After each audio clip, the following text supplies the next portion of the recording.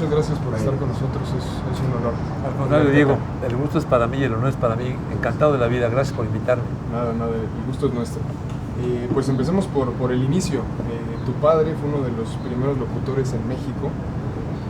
En algunos espacios has comentado que te llevaba con él a las cabinas y demás. ¿Qué recuerdas de él? ¿Cómo fue este inicio? Estas primeras llamaradas en el periodismo. Fíjate, mi padre tuvo, porque ya murió, la licencia de locutor número 1 en México. No quiere decir que haya sido el primero.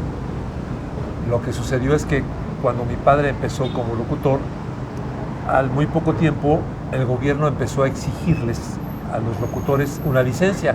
Ahora ya no se utiliza, pero inclusive cuando yo empecé con esto todavía tuve que sacar una licencia de locutor. Ahora ya no es necesaria. Entonces mi padre fue el primero que asistió a esa solicitud, hizo los trámites, pasó las pruebas y le dieron la licencia número 1. Entonces, bueno, sí, mi infancia fue muy feliz con él. Él me llevaba mucho a su trabajo, a la W, a la Q, que en aquel entonces eran estaciones de radio, pero muy abiertas. O sea, eran prácticamente estudios en donde los programas musicales eran como si fueras ahorita al teatro, ¿no? Eran anfiteatros, no había nada más cabinitas, eran estudios enormes con asientos en donde cada programa pasaba la gente. Y pues ahí conocí a todos los grandes artistas de aquel entonces: Pedro Infante, Jorge Negrete, Pedro Vargas, María Félix, Cantinflas, Los Toreros. Entonces yo estaba muy pegado con él y conocí a muchos de sus amigos, de sus compañeros de trabajo, como te digo, pero una cosa era, yo lo veía como algo natural, ¿no? Para mí no significaba nada especial, y crecí con él, con un papá popular, con un papá muy querido por la gente, y para mí fue una figura fundamental en mi vida, muy querida, un gran padre de familia.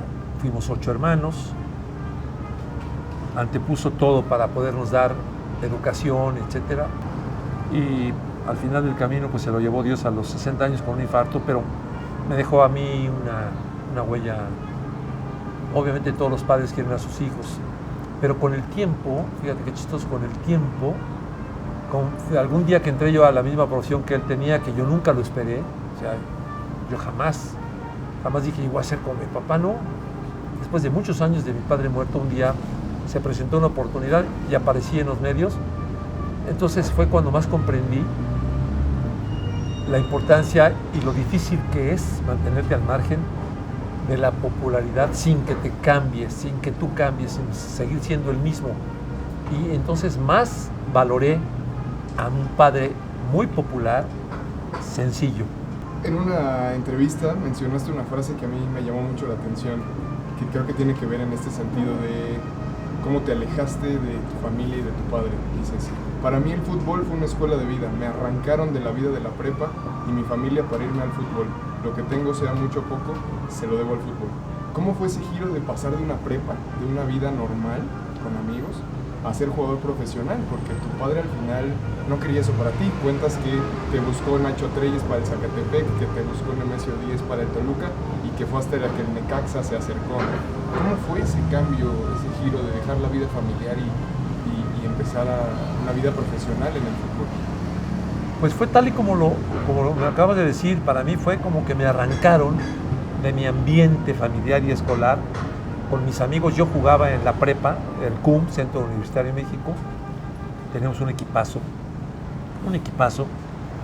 y de ahí salieron casi todos los 11 al profesionalismo. Pero yo jugaba con mis compañeros y mis amigos, y cuando estaba yo en mi casa jugaba coladeritas en la calle, y de pronto empezamos a crecer como equipo y empezamos a participar en las ligas oficiales de la federación, en la liga de reserva especial, que era la que estaba abajo de la reserva profesional.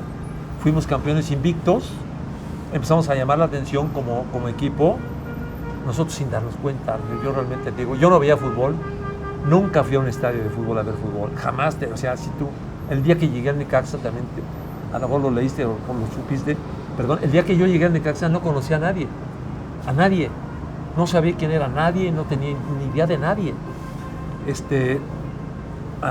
Mis únicas asistencias a los estadios previas a que me contrató el Necaxa fueron a jugar como preliminar, a jugar los preliminares en el torneo de reserva, y jugamos con la prepa, y la gente se dirá, bueno, ¿y por qué jugaban una preparatoria oficial en un preliminar? Lo que sucede es que el torneo de reservas estaba compuesto por los equipos de la capital, que eran 4 en aquel entonces, además el Zacatepec, que estaba cerca, el Toluca, que estaba cerca, y el resto de los equipos. Para completar el número de equipos que había en la primera división, invitaron equipos de cierto nivel, como nosotros que habíamos quedado campeones, para completar las fechas del mismo, que fueran el mismo calendario.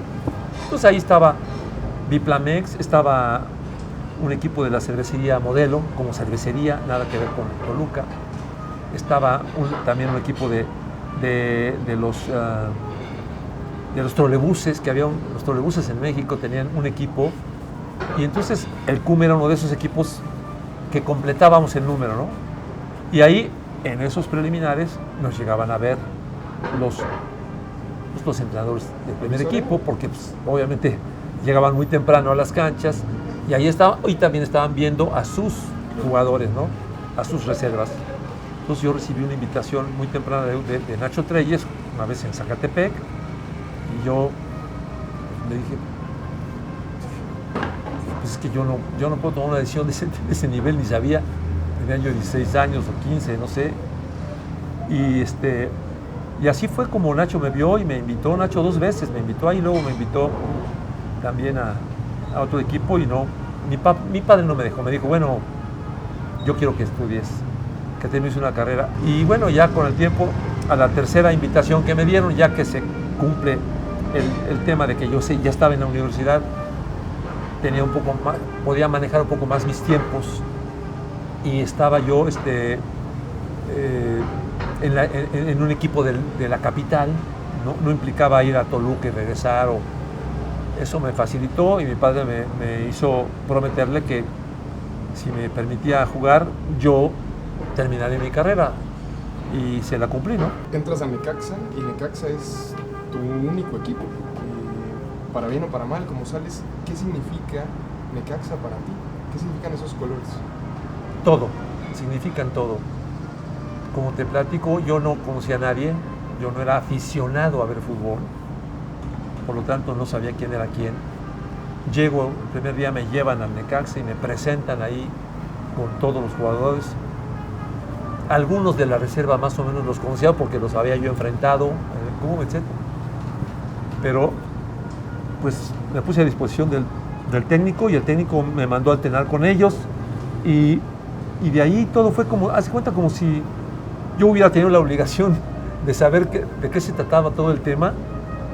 Me costó mucho trabajo físicamente me costó mucho trabajo acoplarme al ritmo del trabajo de los profesionales, y eso que no entrenaban como ahora entrenan. Entonces yo no tenía condición física, era una condición física de un chamaquito de 15, 16 años, pero en cuanto lo hice, me empecé a sentir bien, me trataron ya después, ya llegó un técnico que sí volteaba a las fuerzas básicas, y yo empecé a leer cosas de Necaxa, a platicar, porque yo quería también saber en qué estaba parado, y me empecé a enamorar de Necaxa, de su historia, de los 11 hermanos, y un poco antes, y de pronto sí se convirtió para mí en un lugar y en un apodo, en un apellido muy importante en Necaxa, y lo llegué a querer muchísimo. Yo llegué a querer al equipo Necaxa, y me costaba mucho trabajo ver que mis compañeros cambiaban de equipo, y eso me costó mucho trabajo. Afortunadamente nunca acepté cambios de equipo, siempre me quise quedar con el equipo Necaxa, y no me arrepiento, porque a lo mejor económicamente me hubiera ido mejor, pero al final del camino tengo un solo corazón deportivo, que es una sola camiseta, que es la del Necaxa. Siempre jugaste de defensa central, ¿verdad? Siempre fui defensa central, sí, siempre. Oye, ¿y cómo? Pero yo empecé a jugar con línea de 3. ahora que tanto se habla de líneas de 5, éramos el Necaxa, te lo puedo platicar porque es interesante, chistoso. No, por supuesto. En esa época los equipos se jugaba con solamente 3 defensas y con 5 delanteros y 3 medios, y 2 medios, 3, 2, 5. Al revés. Al revés, exactamente al revés. Porque era pues, para ser ofensivo, ¿no? Y a mí me tocó empezar a jugar solamente como central, con las reservas. Y el Necaxa fue el último equipo de toda la primera división del fútbol que asume el 4-2-4, que fue así como la locura del fútbol mundial, ¿no? Entonces, cuando llega Pancho Mayevsky contratado al Necaxa, la gente, tan es así que la gente empezó a decir, qué lástima que llega Pancho Mayevsky, que era seleccionado uruguayo, a quitarle el puesto que está empezando a dominar el güero Albert, Carlitos Albert, ¿no? El chamaquito Albert. Pero no, lo contrataron para que entre los dos ya jugáramos la formación de moda, el 4-2-4. Y con Pancho y yo fuimos los centrales. Estaba el Fumanchu Reynoso y de la Mora, Domingo de la Mora, en defensa. Luego en la media cancha ahí estaba ya también el Chatito Ortiz, que no jugaba siempre de delantero. Estaba el Cachito Ortiz también, Baeza, Fal, Reynoso, el Fumanchu, o sea, pero por eso fue que el Necaxa se convirtió ya en el 4-2-4 con Pancho y conmigo atrás. ¿Y con qué te quedas de tu etapa como seleccionado? ¿Con qué te quedas? ¿Qué fue lo que más te marcó? ¿El oro, por ejemplo? ¿Los Panamericanos? ¿Los Juegos Olímpicos? Sí, el oro por ser oro, ¿no? Panamericano. Y la asistencia a Juegos Olímpicos por ser Juegos Olímpicos. Es una experiencia única para un deportista. Poder portar la camiseta de tu selección en los Juegos Olímpicos, en aquella época, insisto, en aquella época, porque la gente que nos va a hacer favor de vernos, etcétera, tendrá que entender que eran otras épocas muy diferentes, que los valores deportivos eran muy diferentes. Entonces, salir portando los colores de tu país en los Juegos Olímpicos, en donde había solamente 6,000 atletas, los mejores 6,000 atletas del mundo, y tú estar entre esos, aunque sea por cuestiones de que reglamentariamente por eso llegaste, no es que fueras de los mejores 6,000 del mundo, pero ahí estaban los mejores 6,000. Entonces, marchar ante el aplauso de la gente en los Juegos Olímpicos, en donde ya se sabía que México era el siguiente anfitrión olímpico en 68 y que por lo tanto nos convertimos en la delegación mimada por todos. También le dio una situación, es algo especial, extra, a ser un deportista olímpico. Pero yo te diría que una de mis grandes satisfacciones fue que durante mis 10 años de carrera profesional, en todas y cada una de las selecciones nacionales que se formaron para eventos importantes en esos años, con Nacho Treyes como director técnico, que es para mí el mejor director técnico que ha habido en el fútbol mexicano, si estuve en todas las selecciones, pues llego a pensar que no era yo tan malo. Yo sé que nunca fui un crack, yo sé que no fui de los... Pero digo, caray, ¿por qué Nacho me escogió para estar seleccionado para las eliminatorias olímpicas en 63, cuando yo tenía 19 años? ¿Por qué me seleccionó en 64 para llevarme a Tokio? ¿Por qué me seleccionó en 66 para llevarme a la Copa del Mundo? No fui por cuestiones de índole ya de política y cosas de ese tipo, pero estuve concentrado con él 3 meses. O sea, como que esa es para mí la gran satisfacción, haber sido un jugador al que siempre tuvo confianza, el mejor técnico del fútbol mexicano. A lo mejor tuve que darle muchas vueltas para sentirme bien por algo, pero esa es mi explicación.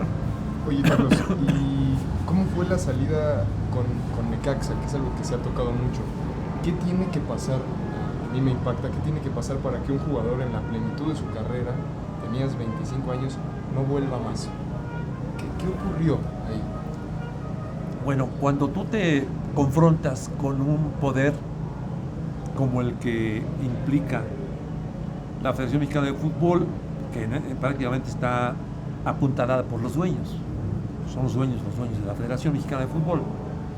Cuando te confrontas y te enfrentas con ellos, las posibilidades de que acabes mal, pues son altísimas, y más en aquella época. Y más en aquella época en que no solamente los equipos, yo digo, los dueños de los equipos eran dueños de la federación, sino también, como suele suceder ahora, pero en aquel entonces era mucho más marcado también, eran los dueños de los medios de comunicación. Pues acabas siendo excluido, ¿no? Pateado, ignorado, porque no quieren que les toques sus intereses, aunque por más que les expliques que no era en contra de sus intereses, sino era a favor de los intereses del deportista, en este caso del futbolista, pero ellos consideran que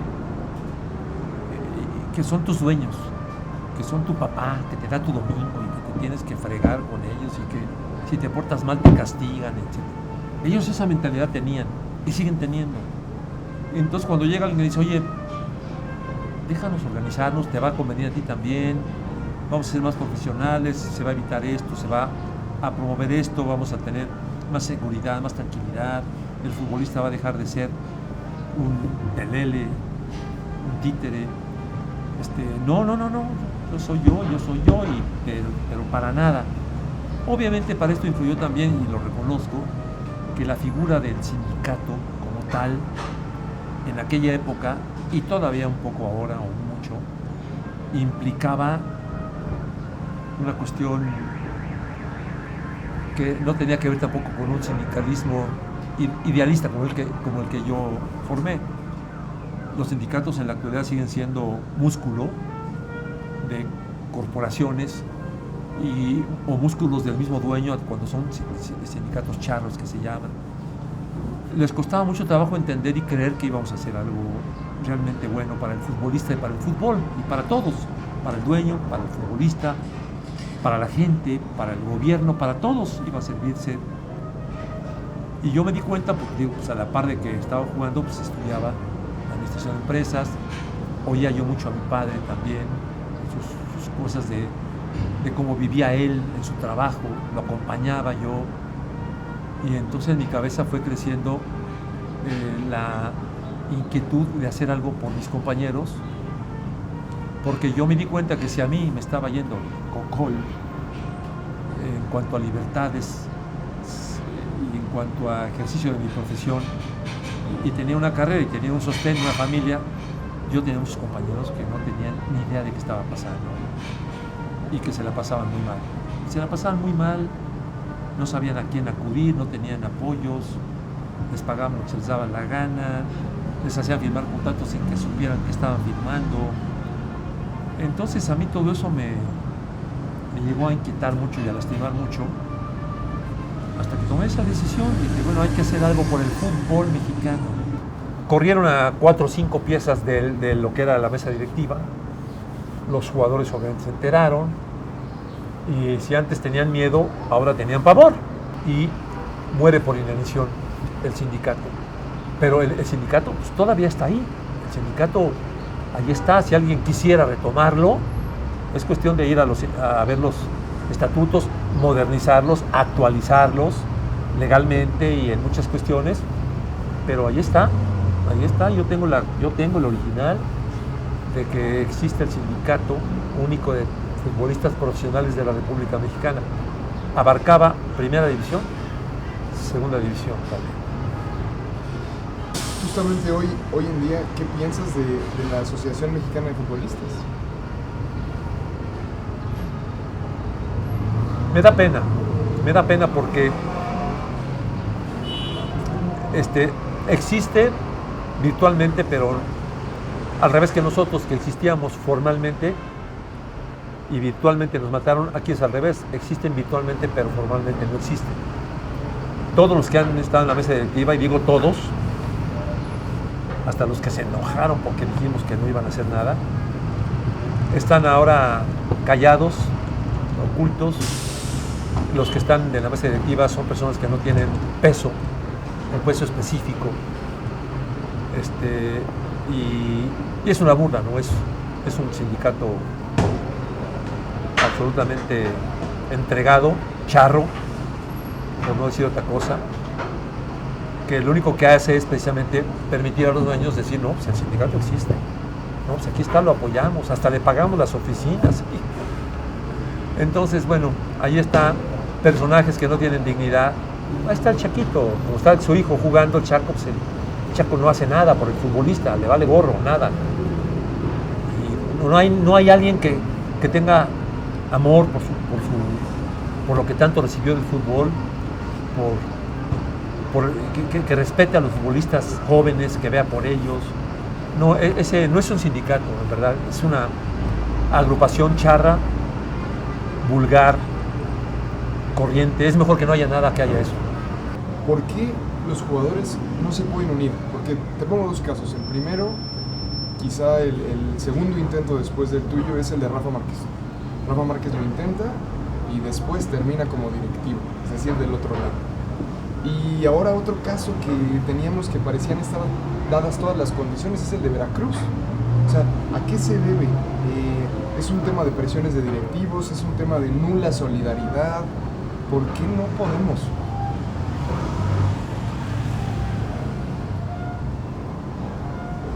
Yo creo que,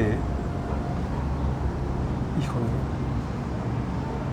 lo he pensado muchas veces y yo creo, voy a decir algo que me da mucha tristeza, pero yo creo que por mexicanos. ¿Sí? Por lo mismo que tardamos tantos años de seguir siendo gobernados por personajes nada honestos, y lo de Rafa Márquez, pues una risa. Yo sabía que nunca lo iba a hacer, lo sabía perfectamente bien, como lo sabía del Chaco, como lo sabía de estas personalidades que de pronto se montan en una idea porque dicen, mira, voy a estar en el sindicato y voy a aparecer y voy a hacer como que yo... Se los dije personalmente. Esto no requiere de figuras, requiere de gente que esté convencida de lo que es el fútbol, de que entienda que el fútbol no nada más es querer una transferencia. El fútbol no nada más es la primera división. El fútbol profesional es la primera, en aquel entonces no había más que segunda. Y yo les dije, ¿tú sabes cómo viaja un equipo de segunda? No, pues no sabes. Yo sí sé cómo viaja un equipo de segunda. En camiones estartalados, les dan para una torta, en caminos de toda una noche, duermen en el camión, juegan y regresan en el camión, lastimados, fregados, sin vendas. No tienen. Si los equipos profesionales como el Necaxa no nos dan para nuestras cuestiones médicas como no nos daban, que yo tuve que pagar mis operaciones y tenía que pagar mis zapatos y tenía que pagar mis medias, imagínate los de segunda división, no les da nada. Entonces, ¿cómo me vienes a decir que vas a hacer que, oye, ahora que me retire? Pues ahora que te retires, vete a la chingada, hombre. Ahora que te retires no sirve de nada. Ahorita que eres figura, que arrastras, es cuando tienes que hacerla. Es lo que nosotros les decíamos a los que eran figuras, ¿no? Les decíamos, a ver tú, Gustavo Peña del Halcón, tú queremos que seas el líder. No, que yo no puedo, que porque la distancia, pretextos, miedo. Le decías a otro y miedo. O sea, no hay convicción. Y eso pasa también con los que están ahora. Por eso, ¿quién está de directivo del sindicato? Fíjate que no. ¿Quién fue? No fue nadie en el fútbol. Entonces, hace falta que las figuras lideren estos movimientos, como pasa en otras partes del mundo. Y aquí en México no hay convicción, para nada. Si te va mal, tienes que joderte solo, porque el que le va bien no te tira la mano. Y si cuando estás mal le pides la mano, te dice no te la tira, pero cuando él está contigo, entonces sí quieres que alguien más le tire la mano. Nos hace falta entender que somos una sociedad, nos hace falta entender que nos necesitamos unos a otros, que no podemos vivir solo. Desde el momento mismo en que en este planeta hubo dos personas, cuando había uno no pasaba nada, cuando había dos ya había derechos y obligaciones, ya tenía la obligación de ciertas obligaciones, con ya derechos y obligaciones, y hay que pelear por tus derechos con la vida, pero por tus obligaciones también. Eso es lo que tenemos que entender, lo que tienen que entender los futbolistas. Me dicen, ay, no, que los futbolistas ganan mucho dinero y todo, ¿para qué quieren un sindicato? Oye, perdóname, ¿sabes lo que ganan los futbolistas en americano, en el béisbol? 60 veces o 70 veces o 100 veces más que un futbolista. ¿Y sabes qué tienen? Tienen un sindicato, ¿sí? Y tienen derechos, porque en la vida no nada más es que te paguen bien y que te traigan. ¿De qué sirve estar en una jaula, aunque sea de oro? No sirve de nada. Necesitas ser libre, independiente, participar, sentirte importante, crecer como persona.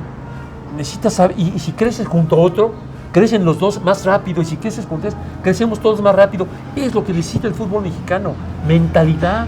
Mientras no tenga la fuerza para salir adelante haciendo un sindicato bien hecho, no va a tener la fuerza de ser nada a nivel deportivo, porque el fútbol es unión. Y en el fútbol, ¿qué aprendí en el fútbol? Que yo no puedo solo, que no, aunque yo tenga la mejor condición física del mundo, si yo no tengo un jugador que le dé yo un pase, que lo reciba y que meta gol, ¿de qué me sirve? Si este señor no tiene a alguien que le dé un pase como yo, ¿de qué sirve que esté aquí? Y súmale por 11 y súmale por 22. ¿Y sabes qué? Eso es el fútbol. Es fútbol asociación, así se llama el deporte. No se llama fútbol, se llama fútbol asociación. Ese es el nombre oficial del deporte, porque es una asociación en donde tú necesitas a otros y estos te necesitan a ti. Pero es una pena que el fútbol mexicano siga lleno de futbolistas sin personalidad en ese sentido, ¿no? Porque hasta los mejores en la cancha les falta. Te digo, Márquez, cuando me dijiste Márquez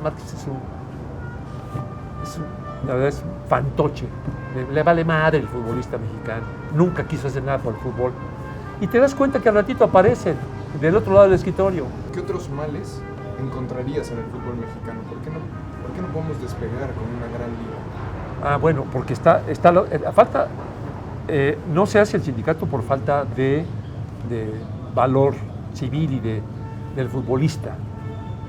No se hace un buen fútbol porque tampoco tienen valores los directivos.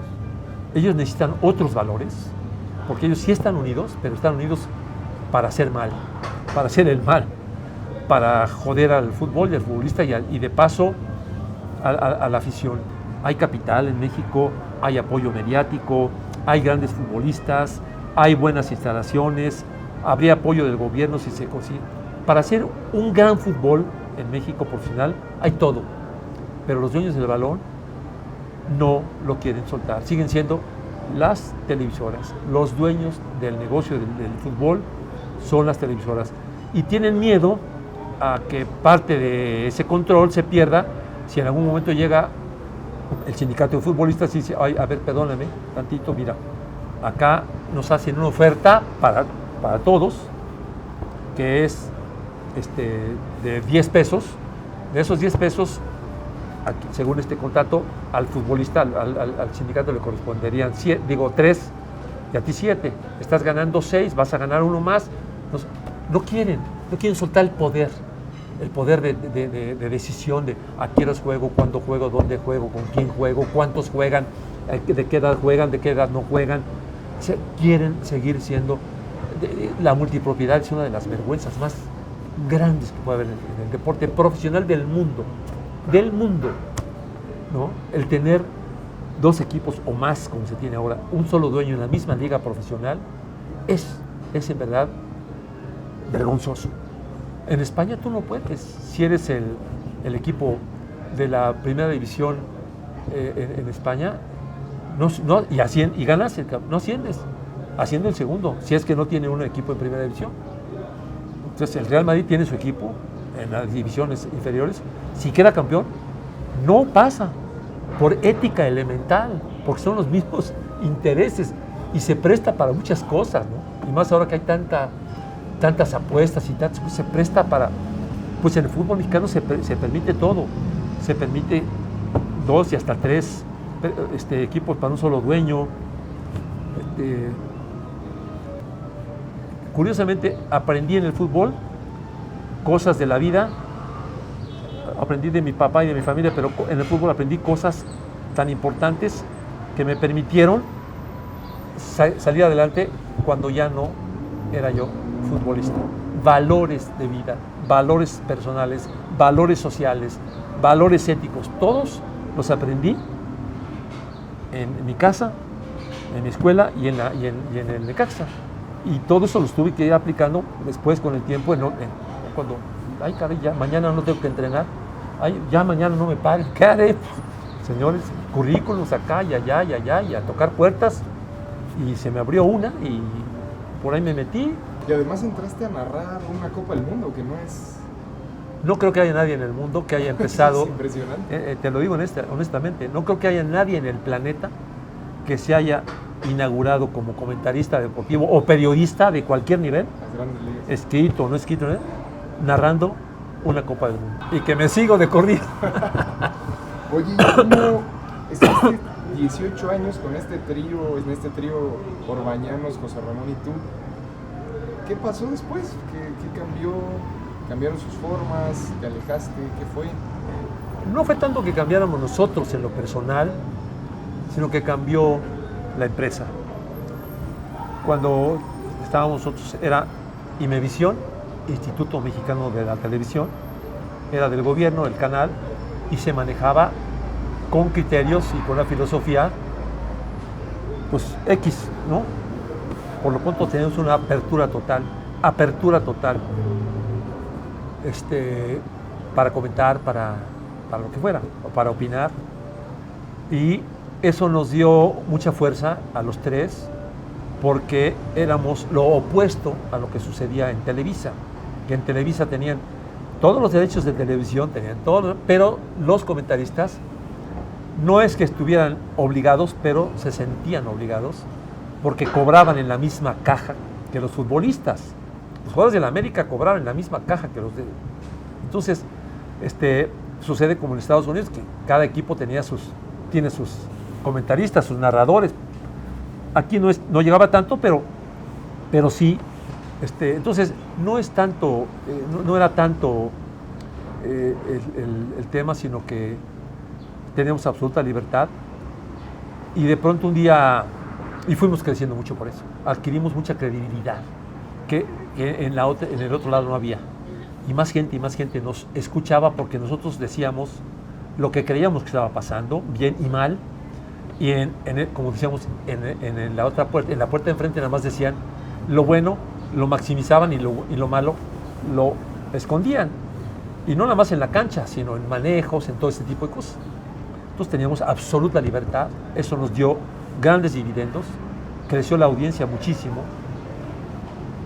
Pero de pronto, cuando más fuertes estábamos, el canal se lo venden a una persona particular, concretamente el señor Salinas Pliego, compró la cadena de televisión, que eran los canalitos aquí, y cambió la política también. Se quiso hacer lo mismo que hacían en Televisa, de proteger su, como dicen ellos, proteger su producto en el deporte. Y bueno, yo ya tenía varios años encarrerado en esto, y tenía un estilo, y tenía una forma de ser y una forma de pensar, y no creí que fuera yo. Entonces, cuando José Ramón dice: Carlos, necesitamos cambiar nuestra forma de narrar, porque ya somos dueños también, y el señor Sánchez quiere otro equipo, un segundo equipo, y dije: José Ramón, perdóname, no es mala onda, pero yo no puedo, o sea, no me veo, no me van a hacer cambiar. Sí, parte de lo que he hecho me ha ido bien, es porque lo hago con gusto, y si lo hago con gusto es porque lo hago por convicción y siguiendo mis convicciones. Si me cambias las convicciones, voy a dejar de hacerlo con gusto, voy a dejar de hacerlo bien, no puedo, no me va a funcionar. Y si pues haz un intento, porque si no, tengo instrucciones de que pues sucedió, ¿no? Yo no pude cambiar, seguí con mis narraciones iguales y todos mis puntos de vista, y me corrieron de Imevisión, por instrucciones del señor Ricardo Salinas Pliego. Has trabajado en muchos medios de comunicación, has salido de muchos medios de comunicación, pero me llama la atención dos salidas. Esta, la de TV Azteca, pero también me llama mucho la salida de ESPN, porque ESPN estuviste de 2007 a 2012.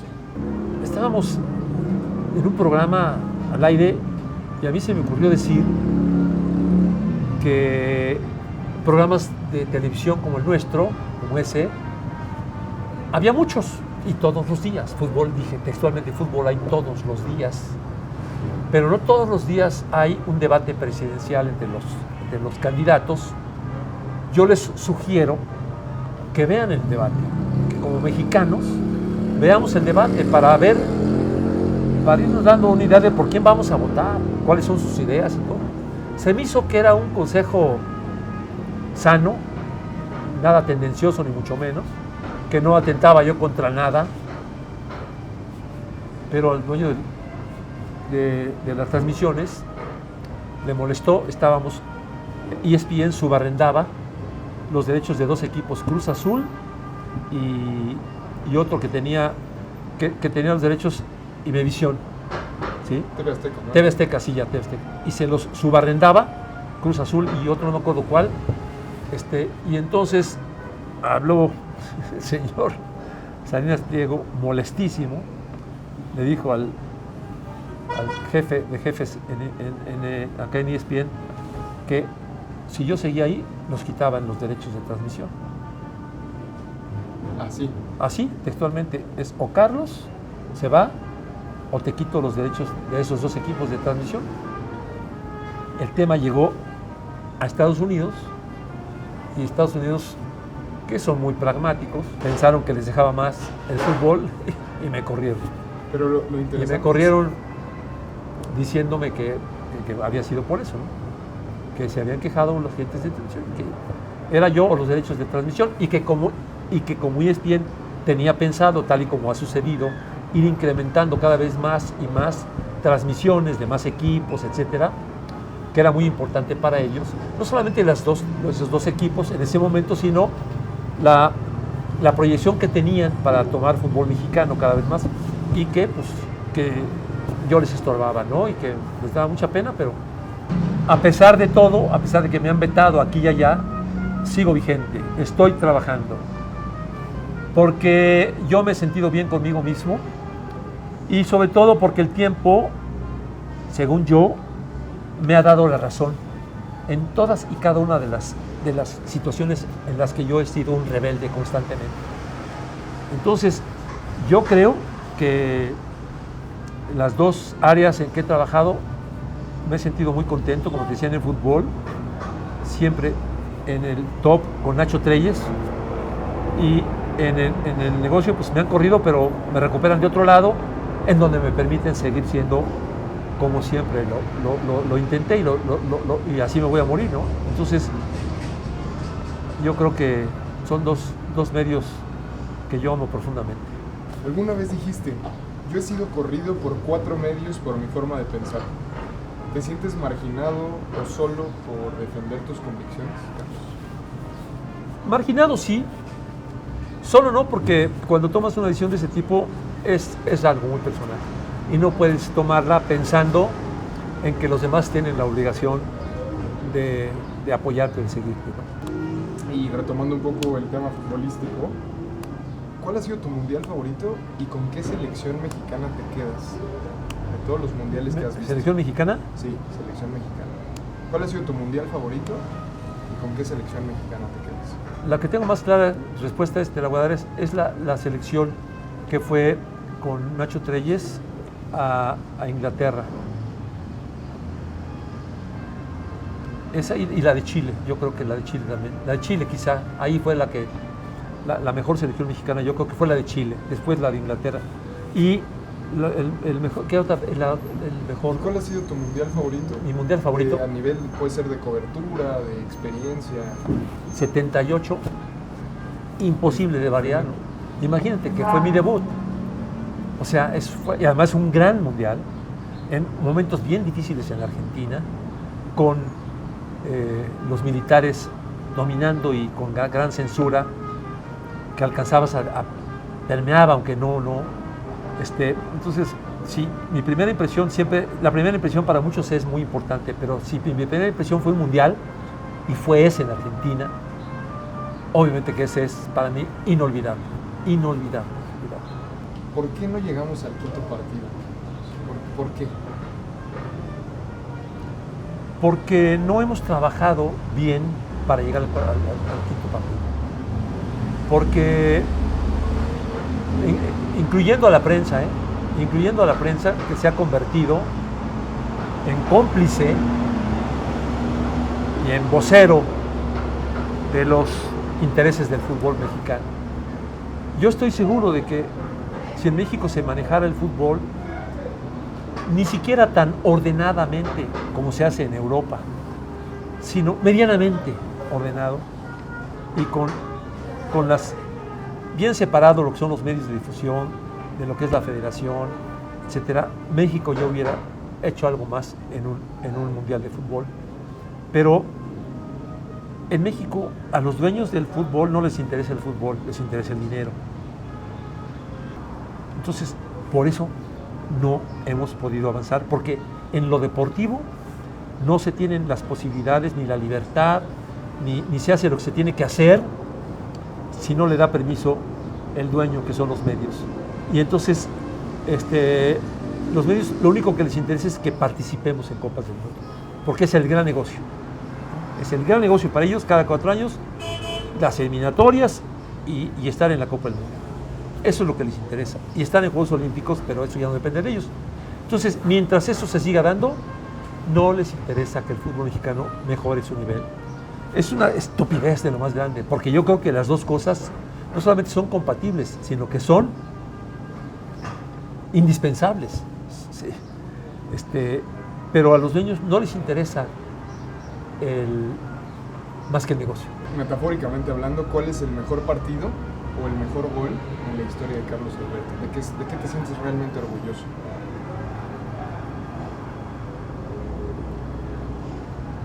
Mira, yo creo que más que un partido, diría que mi mayor logro fue, con todas mis limitantes técnicas, que las tengo y las tuve siempre mucho, en base a mi disciplina personal y a mi entusiasmo, conseguí llegar a la selección nacional y colarme a eventos tan importantes como puede ser una medalla de oro panamericana en Winnipeg en 1967. Y la gente dice, ay, Panamericana. Sí, pero es que Panamericana, estamos hablando de Argentina, estamos hablando de Brasil, estamos hablando de Uruguay, estamos hablando de Paraguay, no estamos hablando de que ganamos esa en la CONCACAF. Estamos hablando de que Panamericanos es toda América, y toda América incluye, te digo, Chile, Argentina, Paraguay, Brasil, en fútbol, y nosotros estamos los campeones. Eso me parece que fue un gran logro de mi parte. Yo creo que eso, ¿no? Mi medalla olímpica, y bueno, fui campeón de Copa con el Necaxa, en un campeonato en un partido final que le ganamos al América, al Gran América, de Fragoso, de Sague, de Arlindo, de un gran equipo que tenían. Le ganamos la final de Copa, cuando la Copa era Copa, no como ahorita, que es una copititita. Pues sí, hasta ahí no daba yo para más. Y a nivel personal, ¿tú de qué te sientes muy orgulloso? De haber plasmado en el fútbol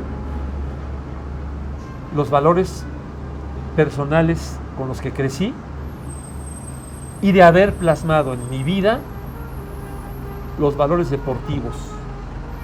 O sea, es una especie como de que, como crecí en mi familia, en mi escuela, era tan joven, con esos valores llegué al fútbol, y en el fútbol acabé mi educación personal con otra serie de valores que, ya juntos, los valores personales de mi familia cuando niño y del deporte, me los traje conmigo cuando dejé esa parte de mi vida atrás, y con ellos he seguido adelante en mi vida, ¿no?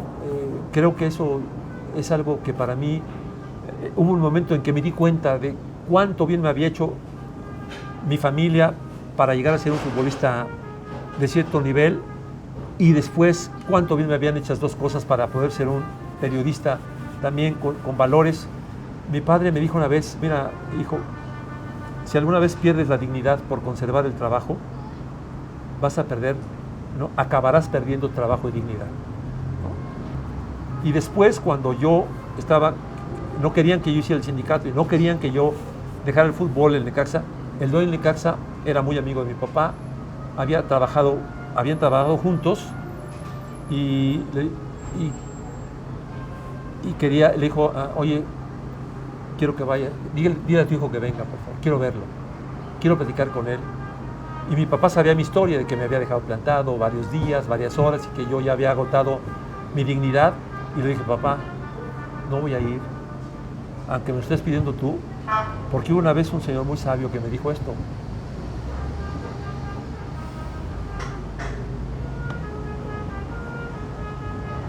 Y mi papá se acordó y se soltó llorando conmigo. Pero bueno, haber guardado mi dignidad, como dicen por ahí, no tiene precio. ¿Cuál fue el peor error? ¿Qué cometí? El peor error de tu carrera. Como...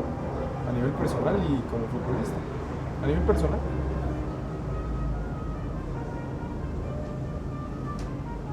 Yo creo que fue el no haber tenido la capacidad de darme cuenta de que ese comentario mío pudiera llegar a ser tan mal visto por alguien, porque me costó mi carrera en ESPN, y aunque he seguido mi carrera en otros medios que me han tratado y me siguen tratando muy bien, era un medio muy importante, entonces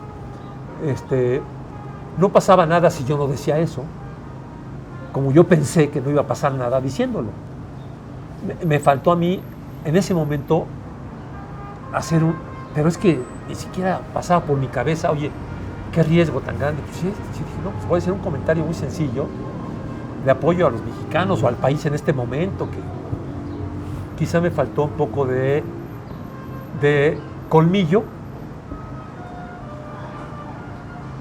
pero jamás pensé tampoco que les fuera a hacer tanto, que les fuera a doler tanto, la verdad. Entonces, me costó porque me hubiera gustado seguir una carrera en esa empresa tan importante, ¿no?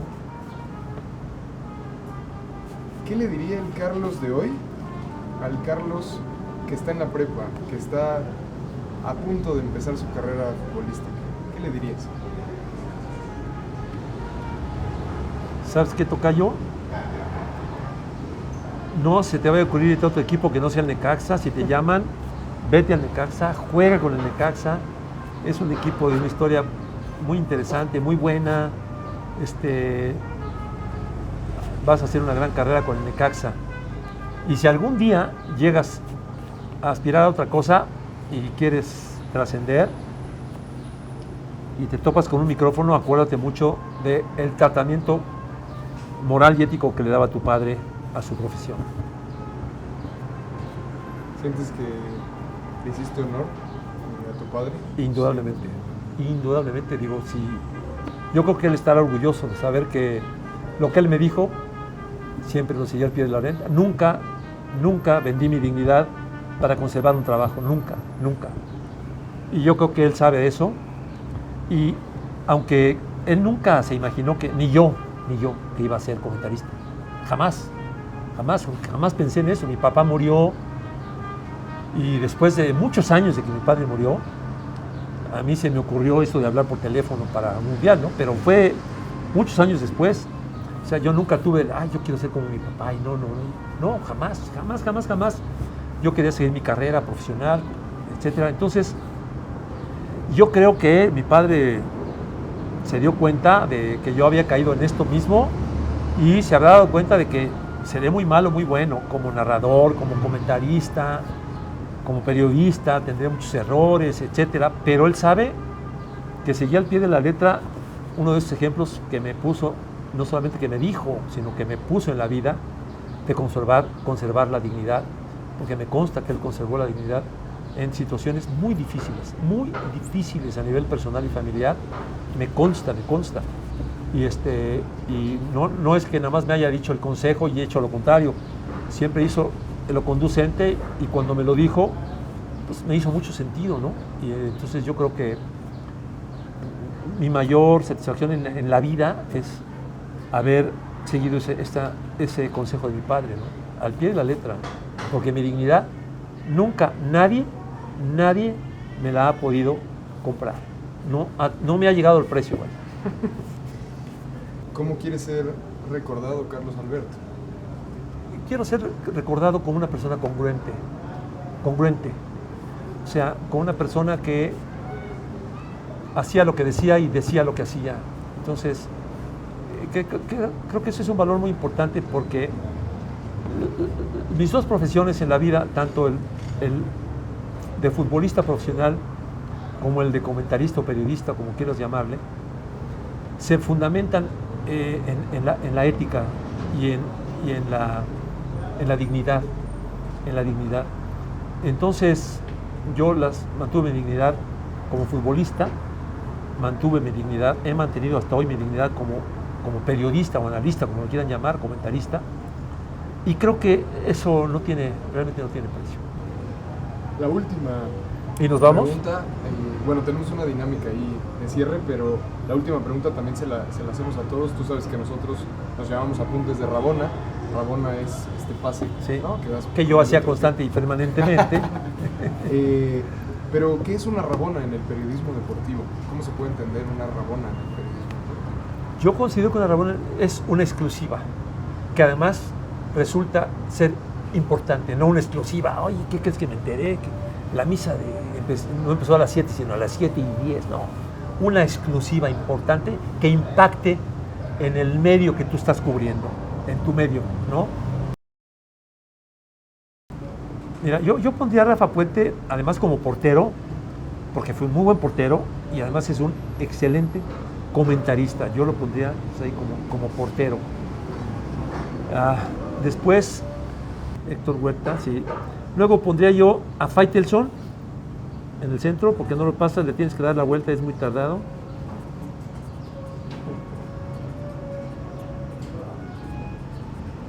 Luego pondría a Raúl Urbañanos, que ha hecho una gran carrera como comentarista. También tuvo una buena carrera deportiva, no tanto, pero como comentarista es de los mejores.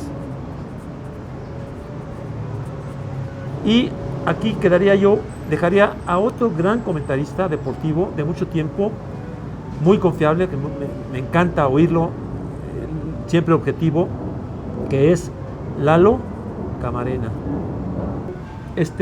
Me voy al centro del campo, voy a jugar con un 4-4-2.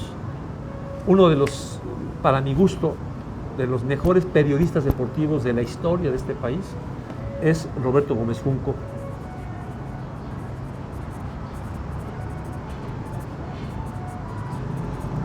Ahí está, Gómez Junco. Luego, otro que no fue deportista, porque no creo que haya nunca en su vida pateado una pelota, pero también fue un histórico en la narración del deporte, porque empezó en el béisbol y acabó en el fútbol, y en los dos lo hizo muy bien, Ángel Fernández.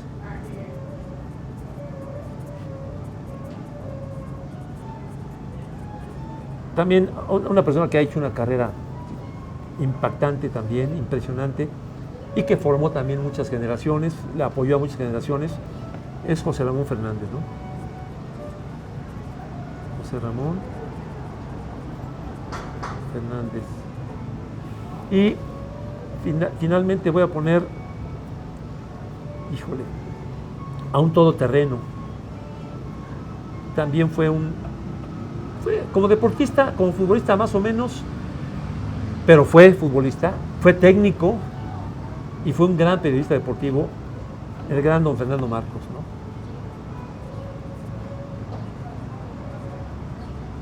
Don Fernando Marcos, que en paz descanse también. Y luego me quedan dos nada más.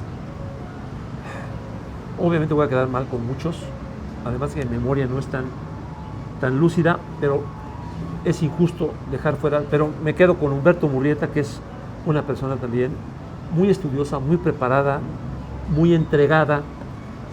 Humberto Murrieta.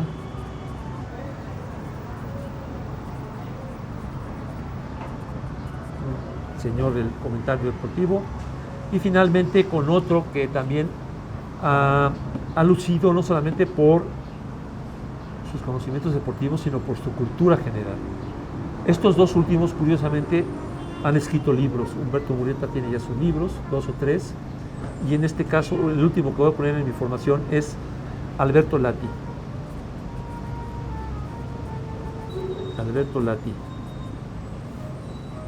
Entonces, esos serían mis 11. Sí. ¿Qué tal? ¿Cómo están ustedes? Soy Carlos Albert, exfutbolista profesional y hoy comentarista deportivo.